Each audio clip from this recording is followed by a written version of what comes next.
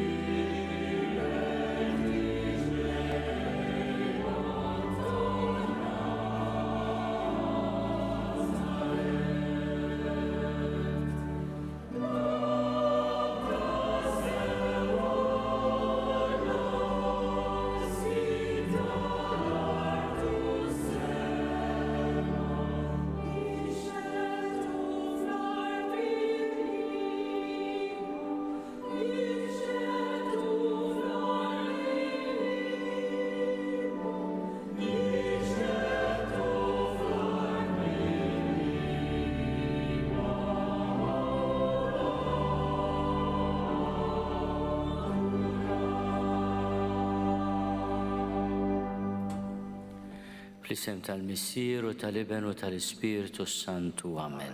Il-paċi ma'kom. A warm greeting to our friends who do not speak Maltese but are with us as we celebrate the solemnity of the Epiphany, the Lord that manifests himself in his gracious mercy to all the nations. Ħuti ejjew narfu ħtijietna ħalli nħejju ruħna għaċ-ċelebrazzjoni tal-misteri qaddisa u biex nirċievu l-barka apostolika bl-indulġenza plenarja fl-aħħar tal-quddiesa. Skont ix-xewqa tal-Papa min qiegħed isegwi din il-quddiesa fuq ix-xandir fuq il-mezzi ta' komunikazzjoni soċjali jirċievi wkoll il-barka apostolika li magħha hemm l-indulġenza plenarja, il-ħelsien kollu mit-tpattija kollha ta' dnubietna.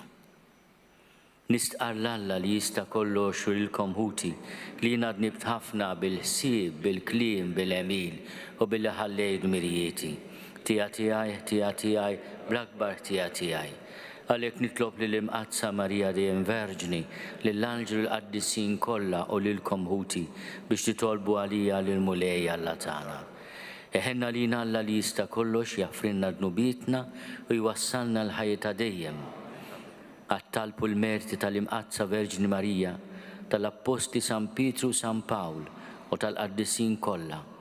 Alla ħanin li jista' kollox jagħtikom żmien ta' penitenza vera li tħalli frott kotran, qalb dejjem sobiena u ħerqana għal konverżjoni u perseveranza f'kull emil tajjeb.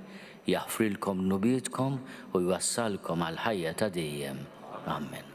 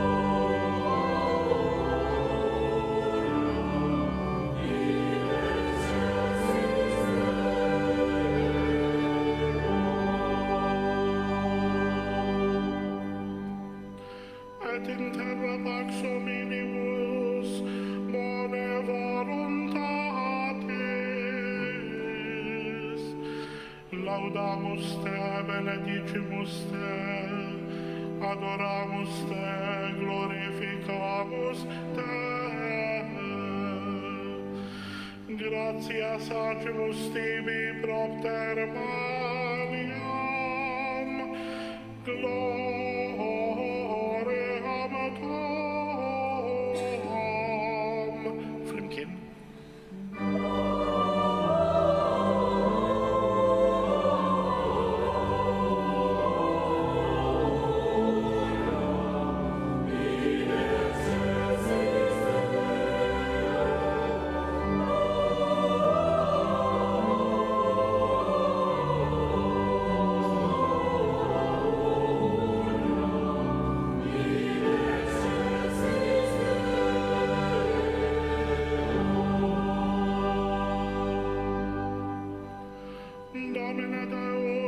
celestis, Deus Pater omnipotens, Domine Deus Agnus Dei, Iesu Christe, Domine Deus Agnus Dei, Filius Patris. Flimkien.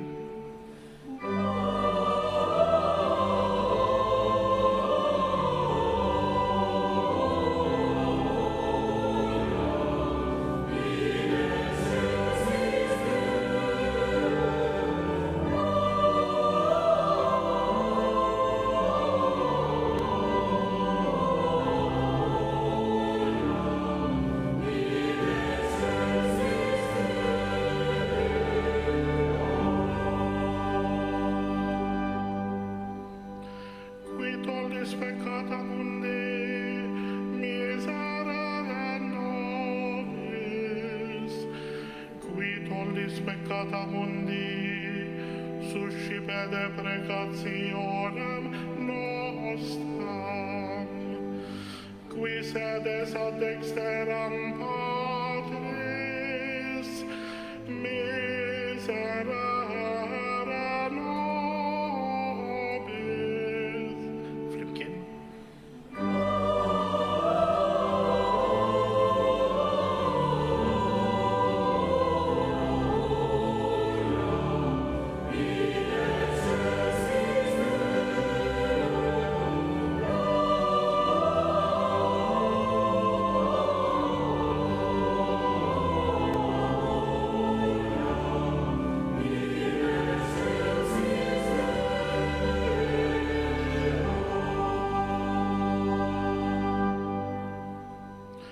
Qui sedes ad dexteram Patris, miserere nobis. Quoniam tu solus sanctus, tu solus Dominus, tu solus altissimus. Iesu Christe, cum Sancto Spiritu, in gloria Dei Patris. Amen. Flimkien.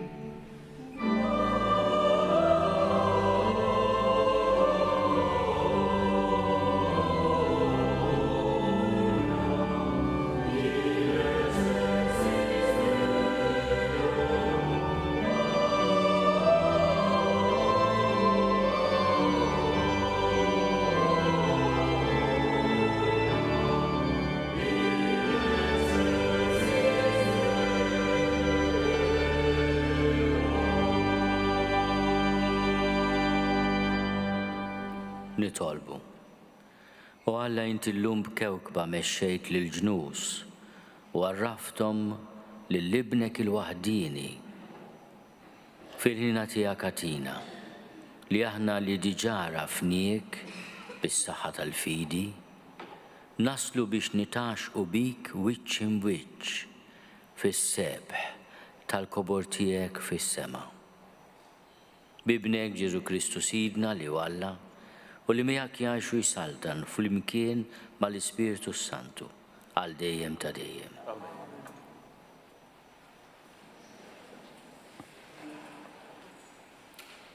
Qari mill-ktieb tal-profeta Eżajja. ħajiddi wiċċek, id-dawl tiegħek wasal. Jiddi fuqek sebħ il-mulej. Ara, id-dlamijiet jiksu l-ard u sħab iswed il-popli. Iżda fuqek jiddi l-mulej u s-sebħ tiegħu ifittx fuqek. Il-ġnus qatt jimxu fid-dawl tiegħek u slaten fid-dija tas-sebħ tiegħek. Olli u dawwar għajnejk madwarek u ara, il-kol miġbura ġejjin għandek. Uliedek ġejjin mill-bogħod u bnietek iġorruhom fuq id-dirajn. Imbagħad tħares u wiċċek jiddi u tħabbat u timtela qalbek, għax fuqek taqa' l-kotra tal-ġid tal-ibħra u l-għana tal-ġnus jiġi għandek. imrieħel ta' iġmla qatt jattuk, l-iġmla żgħar ta' Midjan u Efa. Il-kol minn seba jiġu, mobbija bid-deb u bl-inċens u jxandru t-tifħir tal-mulej. Il-kelma tal-mulej. Il-ġnus kollha tal-art jagħtuk qima mulej. O Alla, għati lis-sultan il-ħaq tiegħek, il-ġustizzja tiegħek lil bin is-sultan, biex jiġġudika l-poplu tiegħek bil-ġustizzja u bil-ħaq l-imsejknin tiegħek. Il-ġnus kollha tal-art jagħtuk qima mulej. Tħaddar fihim u l-ġustizzja u slim kotran sa ma jintemm il-qamar. Isaltan minn baħar sa baħar u mixmara sa truf l-art. Islaten ta' Tarsis u tal-Gżejjer jagħtuh ir-rigali. Islaten ta' Seba u ta' Saba għotjiet iġibulu. Iqimuh islaten kollha il-ġnus kollha lilu jaqdu.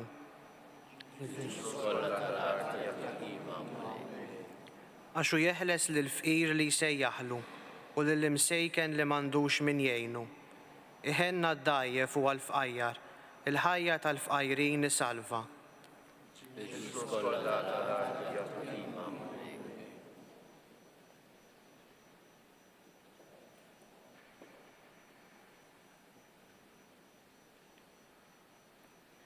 Qari mill-ittra ta' San Pawl Apostlu lill-Efesin.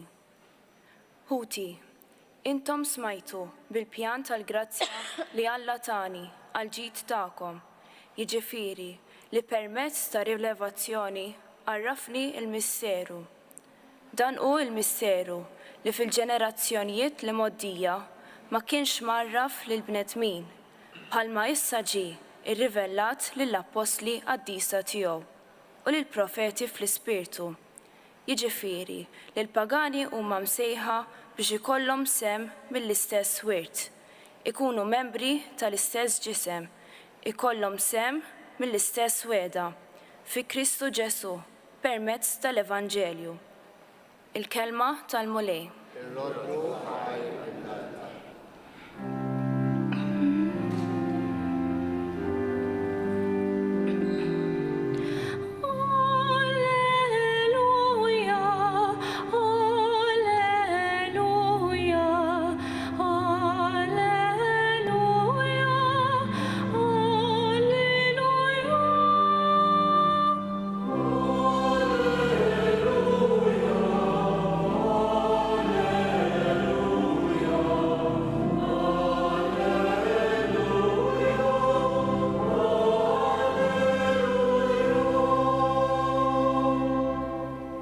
Rajna l-kewba tiegħu tiela mill-vant u ġejna nqimu l-mulej. Il-mulej.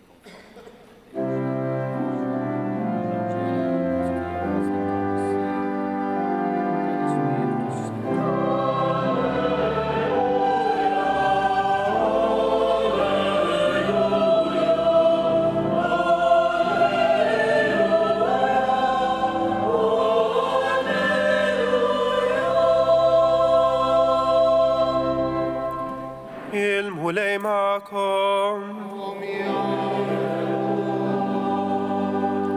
Qari mill-Evanġelju skont San Mattew.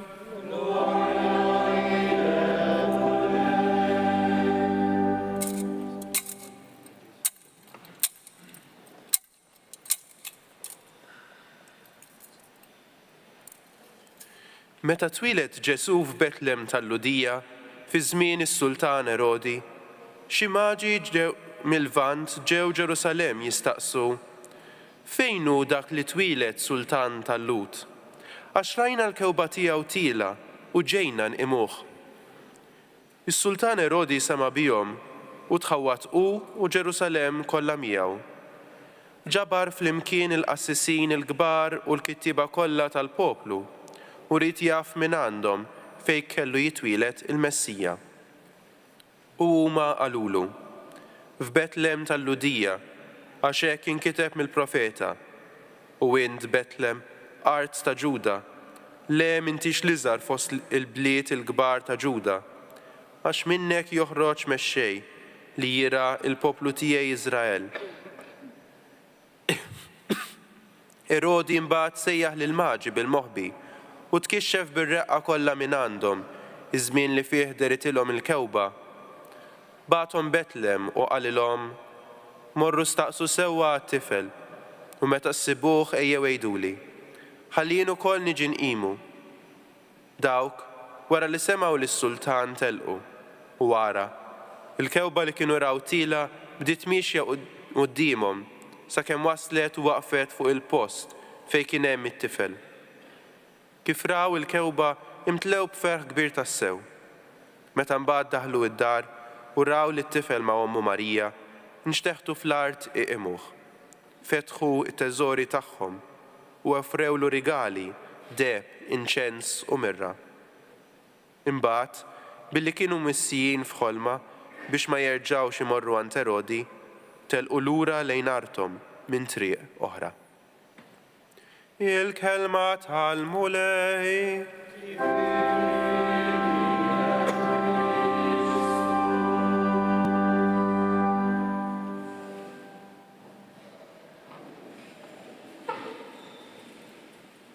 Ħuti eżis, f'dawn il-ġran idder fostna s-sebħ tal-mulej u se jibqa' jidher sa ma jerġa' jiġi b'seta' u glorja kbira. Tul is-sena kollha flimkien mal-Knisja aħna ngħixu l-misteru tas-salvazzjoni tagħna li jilħaq il-qofol tiegħu fi 3 ijiem imqazza tal-għid, li fihom niċċelebraw il-passjoni, il-mewt u l-qawmien ta' Kristu mill-imwiet. Din is-sena il-ferħ tal-għid il-kbir se jixxerret ma' kullimkien fid-dinja, se ngħixuh mal-Knisja kollha fl-20 ta' April. Iżda kull nhar ta' Ħadd, il-Knisja tistidinna biex ngħixu dan il-ferħ tal-għid. Għax kull nhar ta' Ħadd, il-Knisja tiċċelebra il-misteru kbir tal-fidwa tagħna u tfakkarna li l-mulej bil-mewt tiegħu eret il-mewt tagħna u bil-qawmien tiegħu mill-imwiet tagħna ħajja ġdida. Marbutin ma' din il-festa tas-salvazzjoni tagħna hemm il-jum qaddis tal-bidu tar-Randan imqaddes li din is-sena se niċċelebrawh fil-5 ta' Marzu. Hemm it-tluħ tal-mulej fis-sema li se jiġi fl-ewwel ta' Ġunju. Hemm it-8 ta' Ġunju jum Għid il-50 li jala iż-żmien tal-għid il-kbir tal-mulej.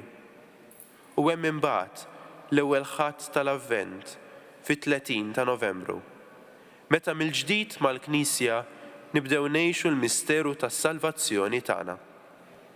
Il-Knisja tħabbar ukoll il-misteru tal-għid meta matul is-sena tiċċelebra l-festi tal-imqazza Verġni Marija, Omm Alla u Omm il-Knisja, tal-Apostli u tal-Qaddisin, tal-Martri u tar-Rajja tal-Erwieħ u tal-Verġni, u kull meta tagħmel it-tifkira ta' ħutna l-mejtin. Waqt li tagħti tifħir, ġieħ, glorja u ratti l-ħajr lill-Mulej Ġesu, li kien, li hu u li jibqa' għal dejjem sit iż-żminijiet u sultan tal-ħolqien kollu.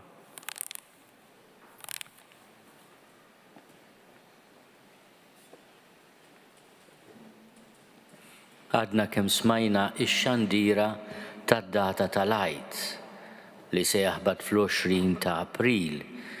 Din hija tradizzjoni antika ħafna li f'din il-festa tal-Epifanija jitħabbar jum kbir fil-kalendarju tal-qima tal-Knisja, jum ħadd il-Għid il-kbir. Marbut miegħu mbagħad hemm il-bidu tar-Randan hemm ukoll il-festa kbira ta' Għid il-50 jum wara l-Għid. U festi oħrajn marbutin magħhom.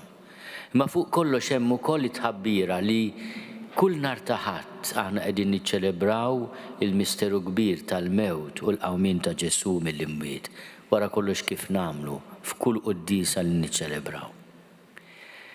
Din il-festa tal-Epifanija għalhekk tħares lejn il-qofol tal-fidi tagħna għaliex illum il-mulej juri lilu nnifsu lill-ġnus.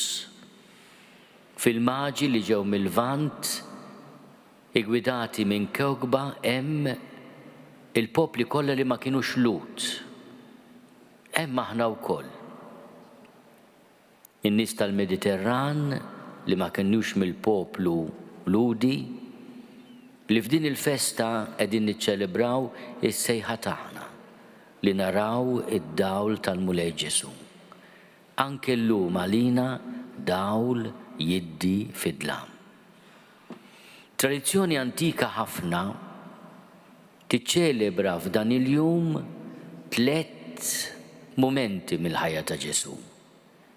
Illum niċċelebraw il-miġja tal-Maġi u l-adorazzjoni tagħhom f'Betlem, niċċelebraw il-mamudija ta' Ġesu fi xmara Ġordan u l-ewwel sinjal ta' Ġesu f'Kana tal-Galilija. U l-Knisja biex taqgħad dawn it-3 mumenti mill-ħajja ta' Ġesu tatina l-qafas tat-tieġ.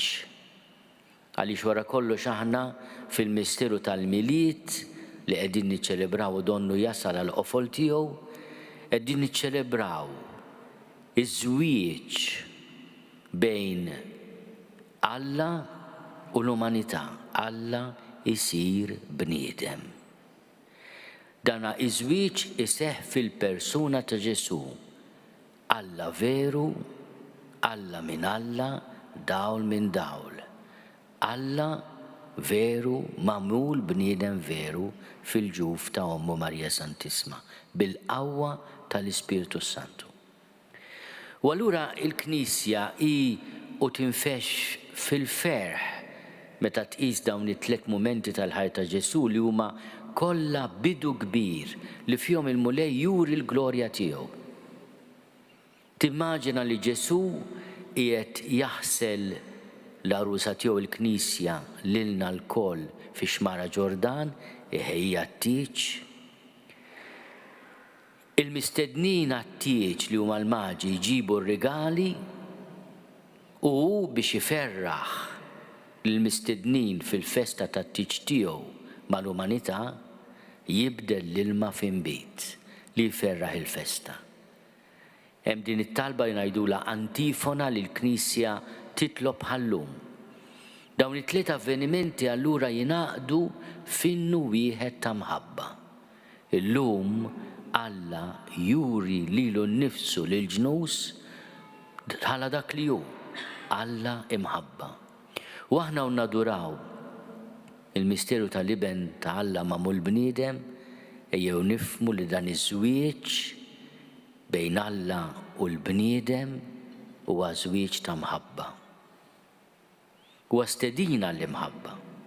Huwa stedina biex ngħixu din is-sena bħala mument ta' grazzja. U li fuqna u f'kull jum ta' din is-sena isseħħ il-profezija ta' Iżajija li titħabbar ukoll bħallum. Ħajiddi wiċċek, id-dawl tiegħek wasal. Jiddi fuqek sebħ il-Mulej. We celebrate the Epiphany today, and it is a very ancient tradition that connects this feast with 3 events in the life of Jesus.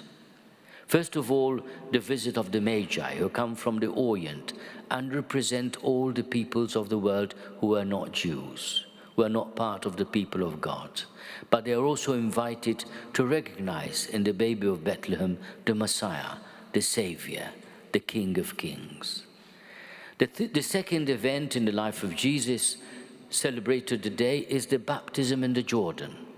Jesus initiates his public ministry by cleansing himself in the Jordan and cleansing us with him. And the third mystery is his first sign at the wedding feast of Cana, turning water into wine as a sign that shows his glory to his disciples, as John says. And these 3 events are connected with one line of thought and celebration. We celebrate God who is love, God who cleanses us of our sins, prepares a wedding feast for us, and also rejoices in the feast by giving us the gift of the most wonderful wine to celebrate. And so as we adore the mystery of the Magi, who presents gifts to the King of Kings, let us also offer our humble gifts to the Lord. As the beautiful carol says, I have nothing to give you, I will give you my heart.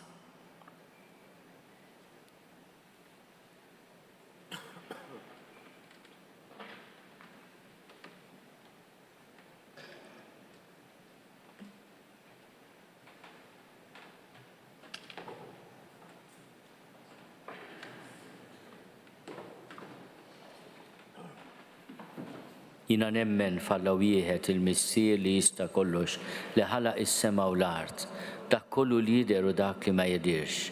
U f'mulej wieħed Ġesu Kristu iben waħdini ta' Alla, imnissel minn missier qabel kull żmien. Alla minn Alla, dawl minn dawl, Alla veru minn Alla veru, imnissel mhux magħmul, natura waħda mal-missier u bih sar kollox. Niżel mismewiet għalina l-medmin u għal-fidwa tagħna. U ħal-ġisem bis-seta tal-Ispiritu Santu minn Marja Verġni u sar bniedem. Salbu ħalina bata ta' Ponzju Pilatu, mietu difnuh u fit-tielet jum qam minn bejn l-imwiet skont il-kodba mqazza. U tela s-sema u qiegħed fuq il-lemin tal-missier. U għandu jerġa' jiġi bil-glorja biex jagħmel ħaq mill-ħajjin u mill-mejtin u s-saltna tiegħu ma jkollix tmiem. U fl-Ispiritu Santu mulej li għati l-ħajja li ġej mill-missier u mill-liben li hu meqjum mweġġa fl-imkien mal-missier u mal-liben u li tkellem b'fom il-profeti. U fi Knisja waħda qaddisa Kattolika Apostolika nistqar ma'mudija waħda l-maħfra tan-nubiet u nistenna l-qawma mill-imwiet u l-ħajja ta' żmien li ġej. Amen. Illum il-maġi mxew wara kewkba biex minkejja kollox jaslu u sa jisibu l-feddej tal-bnedmin. Ejjew nitolbu lill-missier biex ma jaqaf qatt idawwalna ħalli naslu u nsibu lill-ibnu mammu l-bniedem għalina. Missier, għamel il-Knisja bit-talim u l-ħajja tagħha tkun dejjem dawl għal-ġnus biex jaslu għandek. Nitolbu. Ismana nitolbuk mulej. Missier, dawwal lill-mexxejja tan-nazzjonijiet biex huma wkoll ifittxu l-verità li tinsab fil-kelma tiegħek. Nitolbu. Ismana nitolbuk mulej. Missier, għati jislim u laqda l-pajjiżi tal-Lvant minn fejn sejjaħt lill-maġi biex isibu lill-ibnek. Nitolbu. Ismana nitolbuk mulej. Għati paċi dejjima lill-ġnus tad-dinja, mod speċjali lil dawk li qegħdin ibatu minħabba l-gwerer u l-persekuzzjonijiet. Nitolbu. Ismana nitolbuk mulej. Missier, sejjaħ għall-laqda miegħek mill-ġdid lil dawk li ħallew triqatek fil-kilba għas-seta. Nitolbu. Ismana nitolbuk mulej. Missier, kun magħna l-koll biex narfu fis-sinjali li tibatilna f'ħajjitna id-dawl li jurina min tassew inti. Nitolbu. Ismana nitolbuk mulej.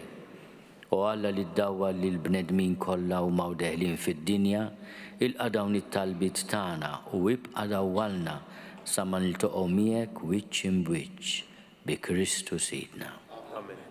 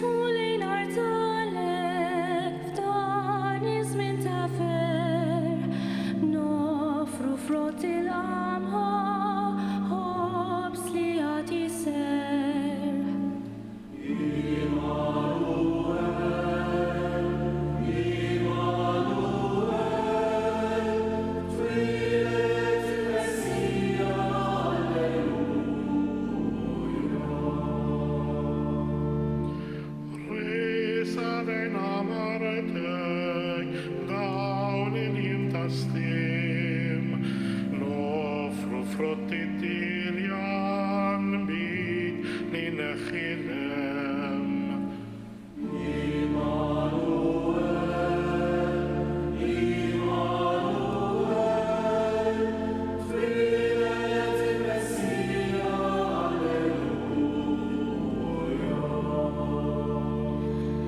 Nemnu li qudiemna f'dal mument waħdin, ħobb simbit jinbidlu fik ħaruf divin.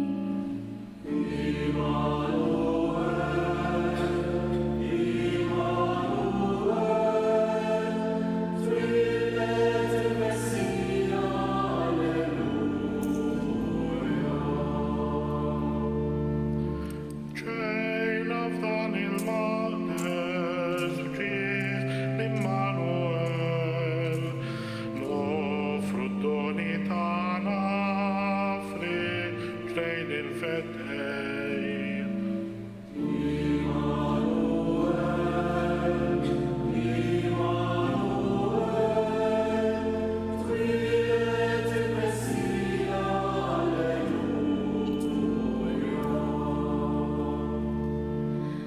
Nofru il-fertana fjum twelid is-sit, nofru tamit ħirqa f'paċi era u ġid.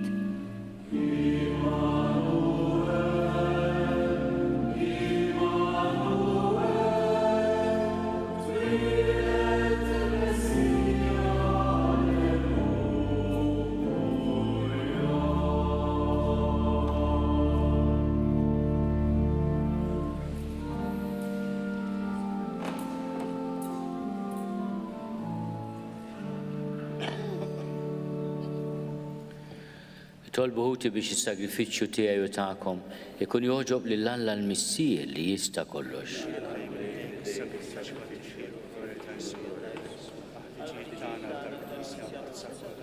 Finina tiegħek mulej ħares lejn l-offerti tal-Knisja tiegħek.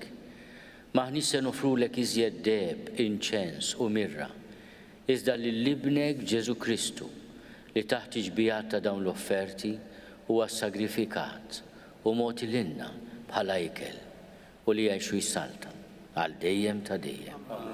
Il-mulej ma'kom, nerfaw qlubna l-fuq, niżuħaj l-mulej Alla tagħna. Sewa u xiraq ta' sew mulej missier qaddis, Alla ta' dejjem li tista' kollox. Tajjeb u taġid ta' salvazzjoni tagħna li dejjem kullimkien irrodulek ħajr. Għax inti llum dawwalt il-ġnus meta wrejthom fi Kristu il-misteru tas salvazzjoni. U bid-dera ta' ibnek fostna bħala bniedem li jmut. Int fejjaqtna bis-seb ġdid tal-ħajja tiegħu li qatt ma tintemm.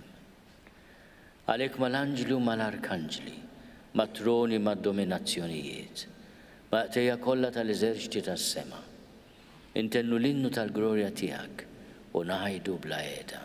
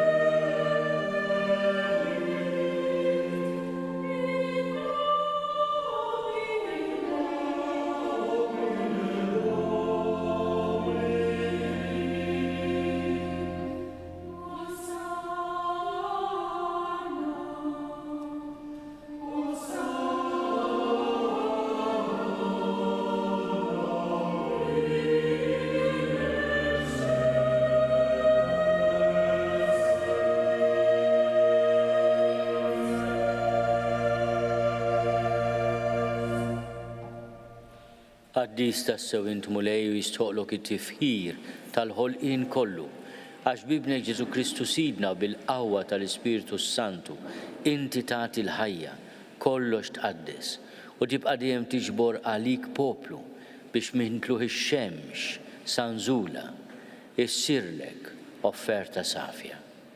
Għalhekk mulej ġejna quddiemek b'dawn l-offerti biex ikunu konsagrati lilek. Miċċo kontana nitolbuk qaddishom bl-Ispirtu tiegħek biex isiru l-ġisem u d-dem ta' ibnek Ġesu Kristu sidna li bi kmandament tiegħu qegħdin niċċelebraw dan il-misteru. Għaxuf il-lejli fih ngħata lina ħal-ħobs, radlek il-ħajr, birek, qasam, tali d-dixxipli tiegħu u qal, ħudu u kulu l-koll minn dan, għax dan huwa ġismi li jingħata għalikom.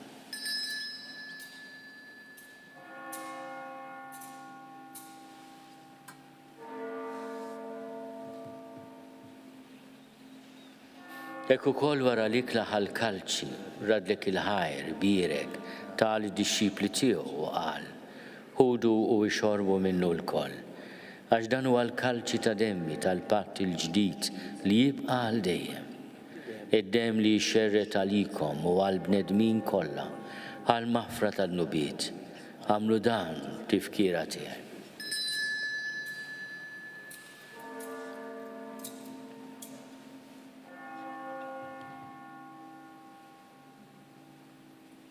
Dan hu l-misteru tal-fidi.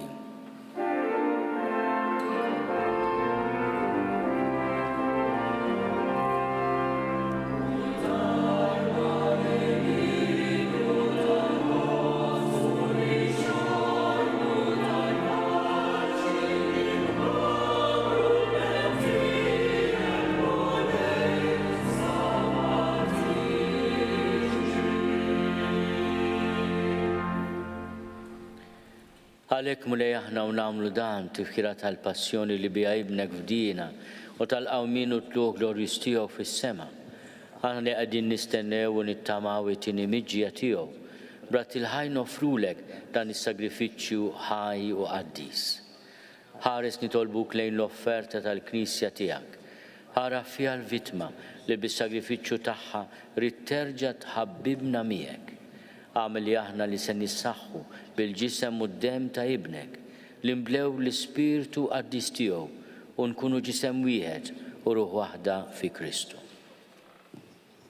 Nitolbuk li jagħmel minna offerta li tibqa' dejjem quddiemek biex inkunu nistgħu niksbu il-wird mal-mażulin tiegħek, mal-Verġni Mqazza Ommalla Marija, ma' San Ġusepp l-arus tagħha, mal-Apostli, ma' San Ġwan il-Battista, il-Martri Glorjużi tiegħek u mal-qaddisin kollha li kif nittamaw jidħlu dejjem għalina quddiemek. Għamel nitolbuk mulej li dil-vittma li terġa' tħabbibna miegħek tkun taslim u salvazzjoni għad-dinja kollha. Wettaq fil-fidi u fil-imħabba l-Knisja tiegħek tul il-mixja tagħha fid-dinja. Il-qaddej tiegħek il-Papa Franġisku, l-Isqof tagħna Charles, l-Isqof Joseph li qiegħed jgħinu, l-Isqof Anton, l-isfijiet u l-ministri kollha tiegħek u l-poplu kollu li inti ksibt għalik. Il-qabitjieba ittalbu x-xewqat ta' din il-familja li jintritta tinġabar madwarek. Qader missier ħanin lill-uliedek kollha kull fejn jinsabu u għadhom miegħek il-koll. Ħen għal ħutna mejtin u għal dawk kollha li ħallew din il-ħajja fis-sewwa tiegħek. Daħħalhom fis-saltna tiegħek fejn ittamaw li aħna wkoll qed naslu biex il-koll flimkien nitaxqu għal dejjem bis-sebħ tiegħek bi Kristu sidna li bih intfawwar id-dinja b'kull ġid. Bi Kristu ma' Kristu fi Kristu. Jingħata lilek Alla missieri tista' kollox flimkien mal-Ispirtu Santu. Kull ġieħu glorja għal dejjem ta' dejjem. Amen. Ejjew nitolbu kif għallimna u ridna nagħmlu li ben ta' Alla Ġesu għas-salvazzjoni tagħna. Missierna li inti fis-smawiet jitqaddes ismek tiġi saltnatek ikun li titin kif is-sema hekk fl-art Ħobżna ta' kuljum matina llum, aħfrinna dnubietna bħalma naħfru l-minu ħati għalina. La ddaħħalniex fit-tiġrib, iżda eħlisna mid-deni. Eħlisna nitolbuk mulej minn kull deni. Għatina fit-tiebu ħlina tiegħek il-paċi fi żmienna. Biex inkunu ħilsa dejjem midnub u mħarsa minn kull inkwiet. Aħna nistennew u nittamaw il-għena u l-miġja tas-Salvatur tagħna Ġesu Kristu. Mulej Ġesu Kristu li għat l-apostli tiegħek, inħallilkom is-sliem, natikom is-sliem tiegħi, la tħares lejn dnubietna. Iżda ħares lejn il-fidi tal-Knisja tiegħek. Għad jaslimu l-għaqda li intrid fiha, int li tgħixu s-saltan għal dejjem ta' dejjem. Amen. Il-paċi tal-mulej tkun dejjem magħkom. U miegħek ukoll. Għatu il-paċi lil xulxin.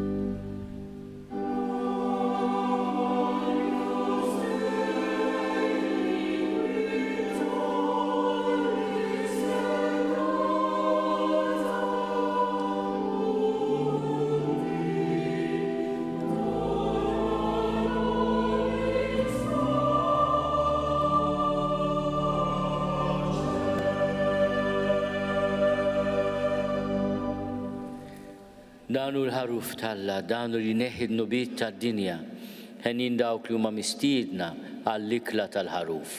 Mulej ma jistoqlix li tidħol taħt is-saqaf tiegħi, iżda jtbiss kelma waħda u ruħi tkun il-fejqa. It is with great joy that we welcome each and every one of you for our liturgical celebrations. We would like to remind you that communion with the body of Christ is reserved for Roman Catholics only. Those who are not or else may not wish to receive Holy Communion but still wish to receive a blessing, please approach the priest and have their hands crossed on their chest so that the priest will bless them with the sign of the cross. Thank you.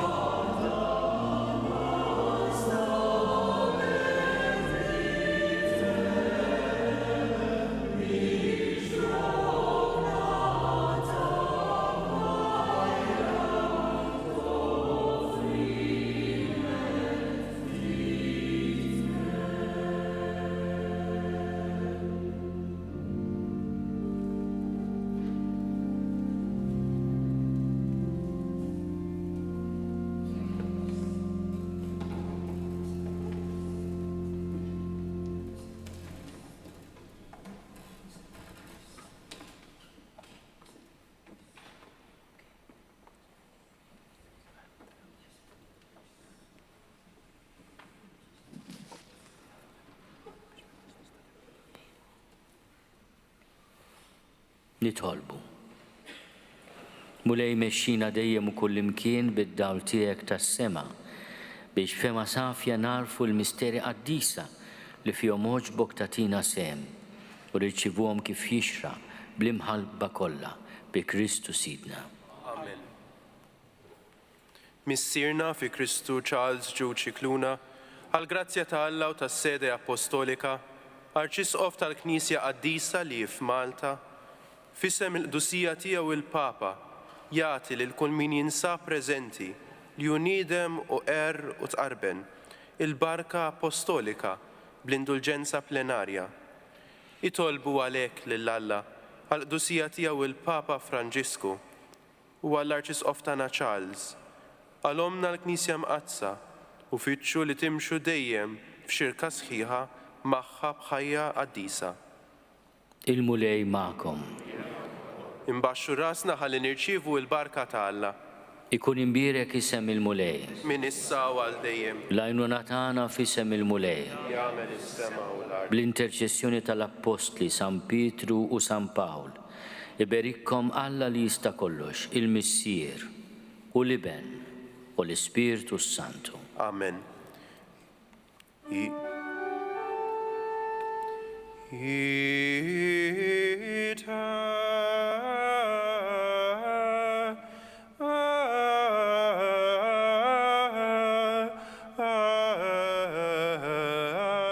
Missa est.